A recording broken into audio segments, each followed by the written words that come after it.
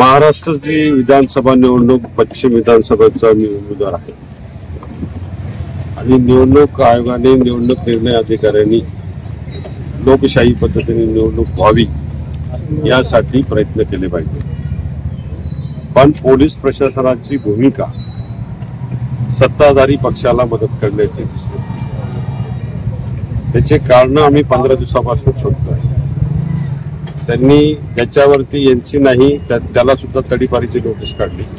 आमच्या रॅलीमध्ये आमच्या प्रचारामध्ये जर कोणी ऍक्टिव्ह कार्यकर्ता असेल तर त्याला बाजूला घ्यायचं, त्याला पोलीस स्टेशनला बोलवायचं, त्याला दम द्यायचा, त्याला फडणवीसांबरोबर फिरायचं नाही अशा प्रकारच्या सूचना द्यायच्या। हे सातत्याने 15 दिवसापासून माझ्या कानावर येत होतं। आज तर त्यांनी हाईट केली। आज पूर्वनियोजित कट असेल कदाचित। आज तर BLA बूथ लेवल एजंट हा निवडणूक आयोगाचा एक घटक असतो, रजिस्टर्ड बूथ लेवल एजंट होता। त्याच्यावरती हल्ला हा एका नगरसेवकाने त्या ठिकाणी केला आणि पुन्हा उलट्या बॉम्बा चोरायच्या इथे येऊन पोलीस स्टेशनला येऊन गुन्हे दाखल करण्याची प्रक्रिया त्या ठिकाणी केली। मला असं वाटतं चुकीचे गुन्हे दाखल करणं हे पोलीस प्रशासनाने त्या ठिकाणी असलेलं फुटेज CCTV फुटेज चेक केलं असतं तर ही प्रक्रिया तिथे नसते। तर आता मी त्यांना मागणी केली की आमच्यावर तुम्ही जसे गुन्हे दाखल केले, काही कारण नसताना चुकीचे गुन्हे दाखल केले तर समोरच्यांनी तर आर्म ऍक्ट म्हणजे उलट्या बंदुकीने डोक्यात मारलेली आणि रक्तबंबाळ झालेला आहे, जखम जवळजवळ 1 इंच 1.5 इंच जखम आहे। असं असताना तुम्ही त्यांच्यावरती गुन्हे दाखल केले नाही तर ही चुकीचं आहे।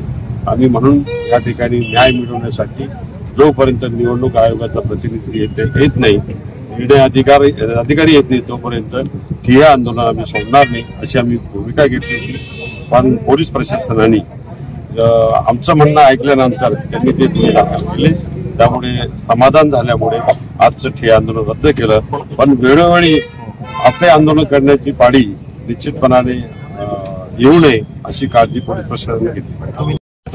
जो गुंड प्रवृत्तीचा जो नगरसेवक आहे त्यांनी संपूर्ण सिडकोमध्ये दहशत माजवलेली आहे। लोकसभेच्या निवडणुकीमध्ये शिवसेनेची मशाल फेकून मारली, तोडली, फोडली हे तुम्हाला त्यावेळेस सुद्धा आम्ही पोलीस स्टेशनवर तक्रार केली। त्या रॅलीला खुणवणं किंवा चेतावणी देणं असे प्रकार त्यांनी त्यावेळेस केले। त्यावेळेसही आम्ही संयम पाडला की नको, कायदा सुव्यवस्था बिघडायला नको म्हणून आम्ही संयम पाडला।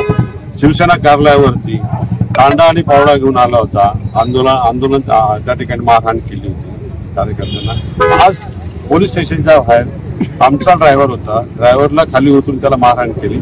ते CCTV फुटेज मिळालं, त्याच्यावरती सुद्धा अजून गुन्हा दाखल केला आहे। तो सुद्धा गुन्हा दाखल करणं गरजेचं आहे। निश्चितपणे मोनिका मॅडम असतील, कर साहेब असतील, ते पवार असतील, त्यांनी सांगितलं की तुमच्या म्हणण्यानुसार आम्ही FIR घेतोय, दाखल करतोय, ड्रायव्हरची पण तक्रार घेतोय आणि गुन्हे दाखल करतोय आणि संबंधित आरोपीला लगेच अरेस्ट करतोय आणि निवडणूक प्रक्रियेपासून त्याला इथून तडीपार करतोय अशा प्रकारचे त्यांनी सूचना केल्या। त्यामुळे आमचं समाधान ठीक आहे।